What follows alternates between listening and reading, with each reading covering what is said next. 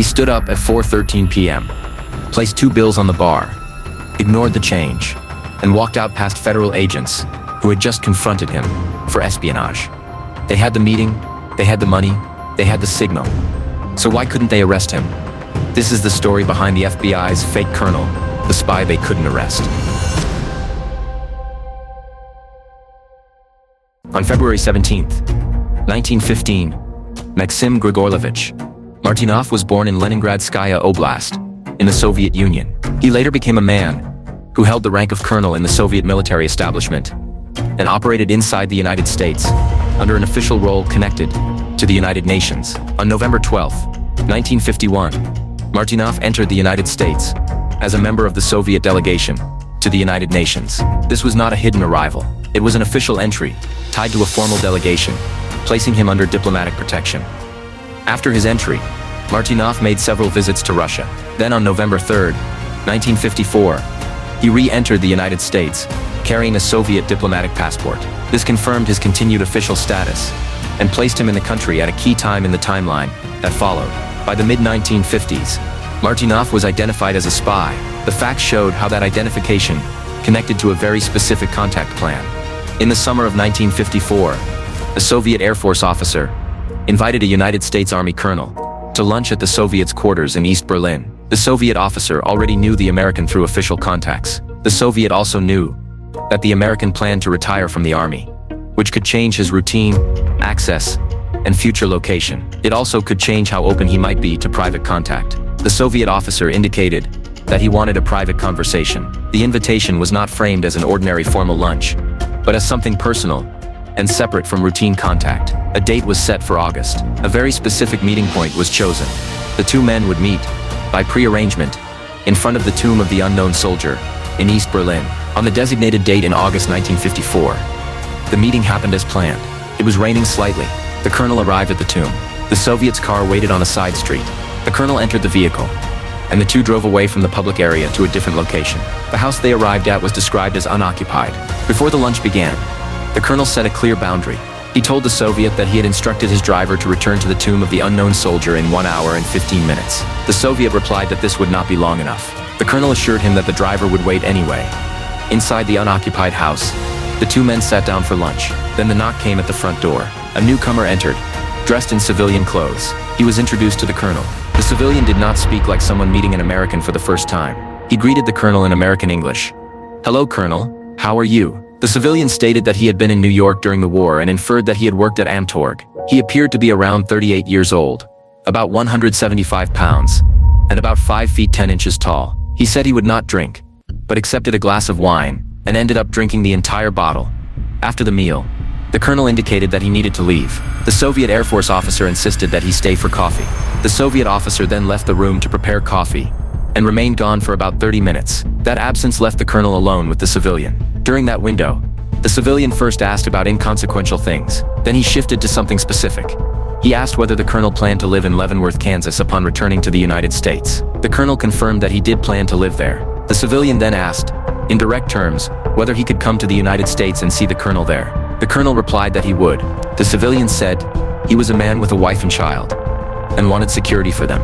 He asked whether the colonel would help him if he came to the States. Again, the colonel replied that he would. Then the civilian moved from talk to planning.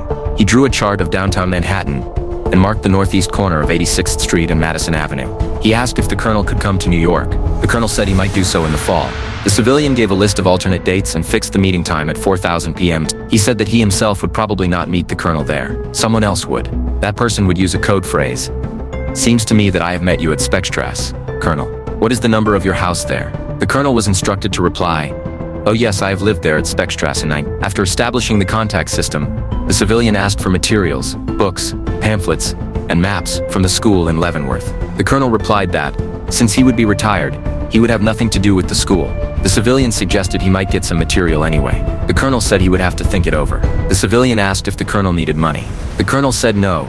The Soviet Air Force officer returned, then again left to brew coffee. During that time, the colonel copied the Manhattan sketch, because the Soviet refused to give him the original. After coffee, the colonel said it was getting late, and he had to leave. The Soviet asked if he could return in a couple of days. The colonel said he would be busy packing, and could not. He left the house and returned to his driver. Immediately after this meeting, the American officer reported the approach to appropriate authorities and stated he was willing to cooperate with proper intelligence agencies in any future meeting. Shortly thereafter, he returned to the United States, and the full details were made available to the FBI. The plan was now out of the unoccupied house and inside the Bureau's hands. The next step would happen on a public street corner in New York City. After the United States Army colonel returned from East Berlin and reported what had happened, the full details of the Soviet approach were made available to the Federal Bureau of Investigation. The FBI now had something very specific to work with. They did not just have a general warning. They had a contact plan that had been laid out step by step. They knew the exact meeting point in Manhattan, the northeast corner of 86th Street and Madison Avenue. They knew the time the civilian had set, 4:00 p.m. They knew the list of alternate dates that had been offered, and they knew the code system that would be used to confirm identity. The code system was simple but precise. A person approaching the colonel would say, "Seems to me that I have met you at Speckstrasse, Colonel. What is the number of your house there?" The expected reply would be, "Oh yes, I have lived there at Speckstrasse 19. The FBI had this phrase, this reply, and the location. That meant they could plan surveillance with confidence because the time and place were fixed. The first scheduled date in New York was October 15th, 1954. The FBI's immediate goal on October 15th was not to force contact. It was to confirm whether the Soviet side would actually show up and how they would behave at the meeting point. The Bureau needed to know whether the plan was real in practice, not just talk in a private room. On October 15th, 1954, FBI agents took inconspicuous positions near the intersection. That meant they placed themselves where they could watch without being obvious. Their work depended on staying unnoticed. If Soviet personnel were checking the area, the FBI needed to see them without being seen. As the time approached 4 o'clock, FBI agents observed Soviet officers who were attached to the Soviet representation at the United Nations. These Soviet officers were present near the intersection at roughly the same time as the scheduled meeting hour. They were not described as speaking to any American officer. They did not make contact with anyone at the corner. Instead, they appeared to be looking the place over. They seemed to be checking it in a careful way, as if they were expecting another party to appear. This observation mattered because it showed the Soviet side treated the location seriously. The corner was not random. Soviet officers connected to the UN mission were present and appeared to be actively evaluating the spot. That supported the idea that the August plan was not a bluff. It was being acted on, at least at the level of surveillance and preparation. No direct contact took place on October 15th. There was no code phrase spoken and no exchange. That was expected because the real Army colonel was not present. The FBI had not yet placed a substitute at the corner. The October 15th date served as a first test of presence and intent, not a test of dialogue. With that confirmation, the FBI moved to the next date on the list, October 25th, 1954. For October 25th, the Bureau did not want to simply observe again. They wanted to see whether a Soviet contact would approach a colonel, an attempt to start the relationship that had been proposed in East Berlin. But they did not plan to expose the real Army colonel. Instead, they prepared an FBI agent to take his place. The plan required two things: a close physical resemblance and the ability to hold up under conversation.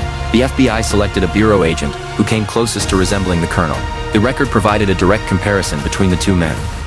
The FBI agent was about 5 feet 11 inches tall and weighed about 180 pounds. He also had brown hair with a receding hairline, brown eyes, a ruddy complexion, and a rather full face with a round chin.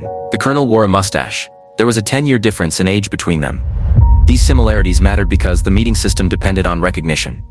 If the Soviet side had a description or image of the colonel, a substitute could not look obviously different. A small difference might be noticed and could cause the Soviets to cancel contact.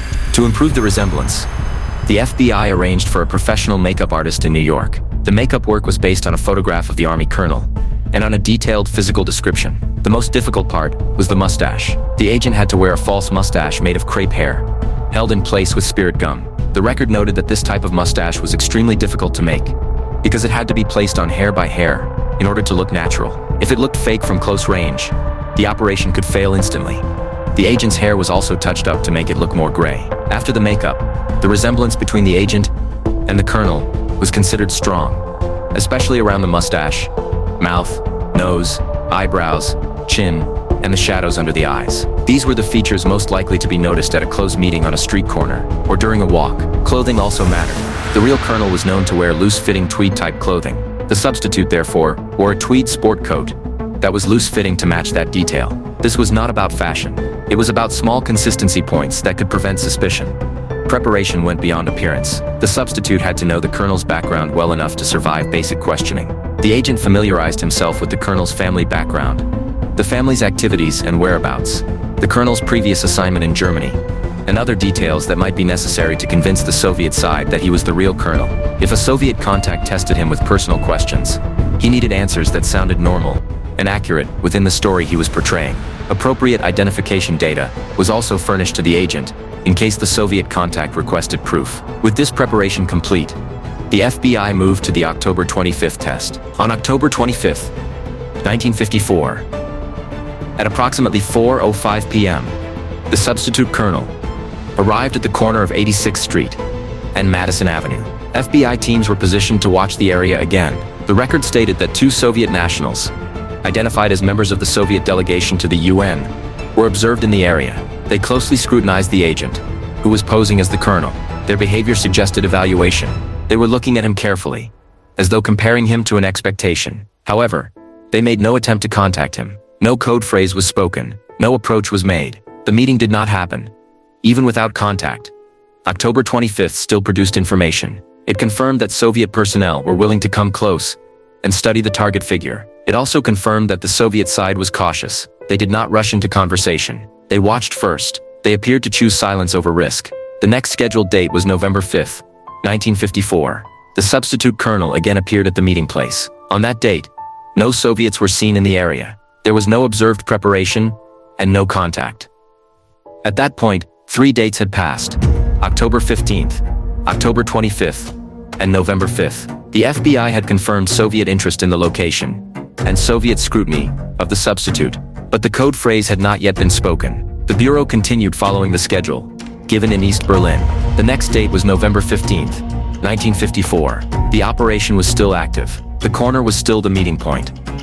The time was still 4 o'clock. The FBI prepared for the moment when the approach would finally become direct. On November 15th, 1954, the operation entered the phase the FBI had been waiting for. This date had been listed in the East Berlin plan.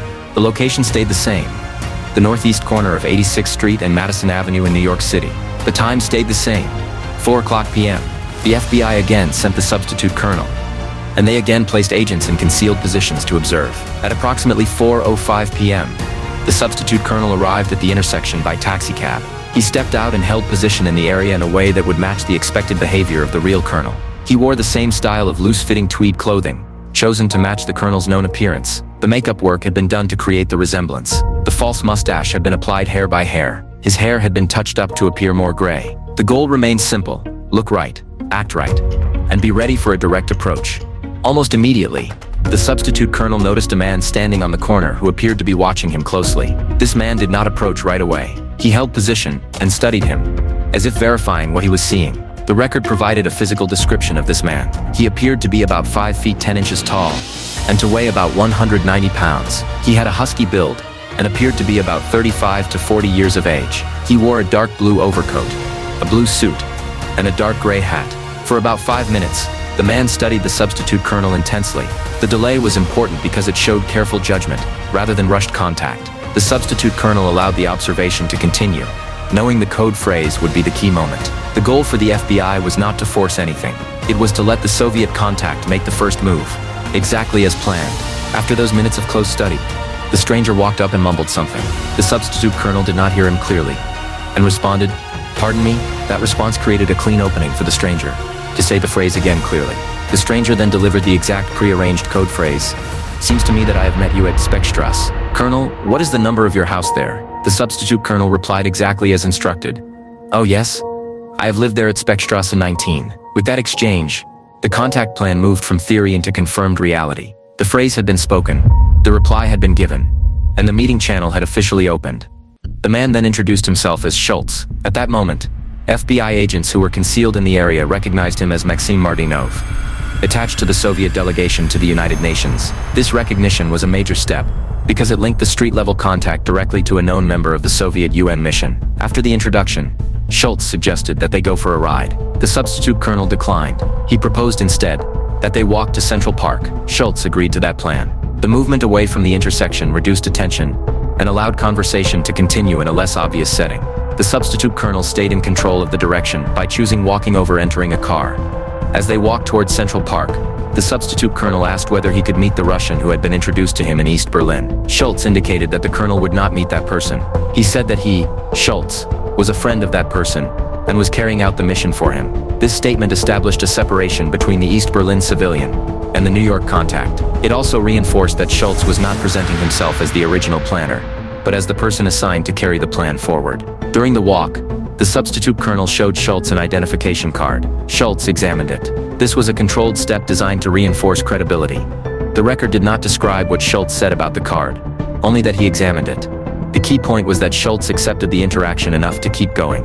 Inside Central Park, the two men began looking for a bench where they could sit. They could not find one available. Instead of stopping the meeting, they continued walking. They crossed the bridle path and walked along the reservoir. This meant the meeting remained mobile, which reduced the chance of being overheard by someone nearby for long periods. It also allowed Schultz to continue observing the substitute colonel while they talked. As they walked, Schultz posed questions concerning Fort Leavenworth. The substitute colonel provided answers that were innocuous and non-classified. He did not provide sensitive information. The record described his answers as harmless. The purpose was to keep Schultz engaged without exposing restricted material. Schultz then made the point more direct. He indicated that he would need specific information about the army post. He asked the key question, "Are you willing to help me?" The substitute colonel replied, in a controlled way. He said it would be a difficult job to obtain the necessary data, but that it might be possible. The response kept the contact alive, without giving a full promise. It allowed the FBI operation to continue to the next step. Schultz then commented about the colonel's heavy expenses and having to come to New York to make the meeting. He reached into his overcoat pocket, pulled out a roll of paper, and handed it to the substitute colonel. The substitute colonel placed it quickly into his pocket, without looking at it at that moment. This was a deliberate choice. Looking at it openly could have drawn attention. Also, the agent's job was to preserve evidence and keep the meeting calm. It was later determined that the roll contained 25 $10 bills, totaling $250. This was the first documented transfer of money within the New York phase. The payment supported what the FBI suspected. The contact was tied to a request for information, and compensation was part of the process. After the money exchange, Schultz stated that he wanted to see the colonel again. He set the next meeting for January 15th, 1955, at 4 p.m., again at 86th Street and Madison Avenue. This created a clear next step and moved the operation into a planned second meeting. Schultz also provided backup instructions. If he did not contact the colonel on January 15th, the colonel was to appear on the first Saturday of each succeeding month for 4 months, at another address indicated on a paper Schultz handed to him. That paper was later identified as a cash register receipt from a Fifth Avenue bookstore. The record did not specify the address in plain text, but it confirmed the receipt served as the carrier for the backup plan. To ensure recognition, he gave specific props and behavior instructions. The colonel was to carry a red and blue pencil, sharpened at both ends, in his left hand.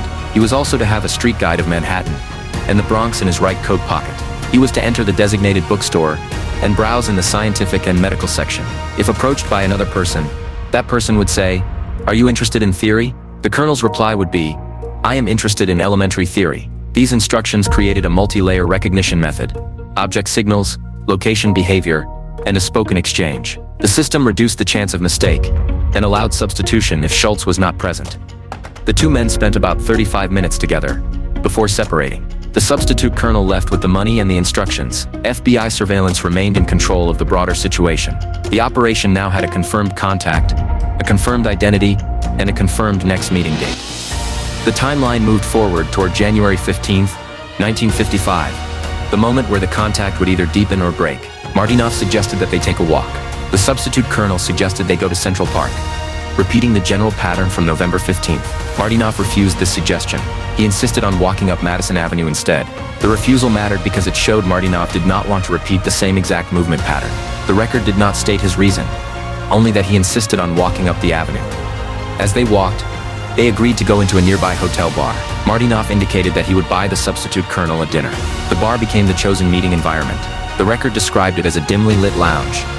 Inside, the substitute colonel selected a vacant table located in a corner of the bar. He chose a position that would be easy to observe by surveillance teams while still appearing casual to outsiders. He placed the briefcase on the seat beside him. This briefcase was central to the plan because it created the appearance that information had been obtained and was ready to be handed over. The agents asked him for identification. Martynov produced credentials identifying him as Maksim Martynov, a member of the Soviet delegation to the United Nations. This was the moment the legal barrier appeared clearly in the story. Because of that role, Martynov had diplomatic immunity. The record stated it directly. That immunity meant he could not be arrested under ordinary enforcement action. The FBI agents confronted him with the knowledge of his espionage activity. But the immediate physical power of arrest was limited. After the confrontation began, Martynov regained his composure. He refused to talk further with the agents. He did not agree to discussion. He did not provide a statement. He shut down communication. Then he did something that made the moment feel controlled on his side. He snapped his fingers for the waiter. When the waiter arrived, Martynov handed him 2 bills in payment for the drinks. He did not wait for his change. The record specified the amount left behind, 50 cents. He ignored it and moved immediately. He picked up his hat and left the lounge at 4:13 p.m. That time was recorded. The key point was not just that he left, but that he left after being confronted, and he left without being detained. After leaving the lounge, he was subsequently identified as proceeding by bus directly to the Soviet United Nations delegation headquarters. The record did not describe the full route beyond that, but it confirmed the mode of travel and the destination. The January 15th incident became the peak of the operational phase. The FBI had brought the contact into a controlled environment. The substitute colonel had maintained the role. The briefcase signal had been used to initiate the approach by agents. The identity of Schultz as Martynov had been confirmed. The FBI confronted him directly. Yet diplomatic immunity prevented the outcome that would normally follow a direct confrontation in an espionage case. After this, the timeline moved into the diplomatic response stage. On February 21, 1955, the Department of State declared Martynov persona non grata in connection with his espionage activity. This declaration was a formal act that required him to leave the country. On February 26, 1955, Martynov departed the United States. This departure ended the documented case within American territory. The record did not describe events beyond his departure. The meeting schedule drawn in East Berlin ultimately led to a New York bar, a briefcase signal, federal agents stepping in, and a man walking out at 4:13 p.m. The events had unfolded exactly according to the meeting schedule. First drawn in pencil, inside an unoccupied house, in East Berlin. And that is what made this case different. The FBI did not fail to find him. They did not fail to meet him. They did not fail to identify him. They reached the point where everything was exposed in real time. But the law around who he was officially decided how the story could end. So when people ask, how could a spy be caught and still walk away? The answer was not hidden in a clue or a twist. It was right there in the credentials he showed the agents. The operation proved the contact was real. The confrontation proved the identity. And the ending proved the limit. He did not leave because the FBI never had him. He left because they did, and still could not arrest him. Like, share, and subscribe to stay with the mystery crime for new cases.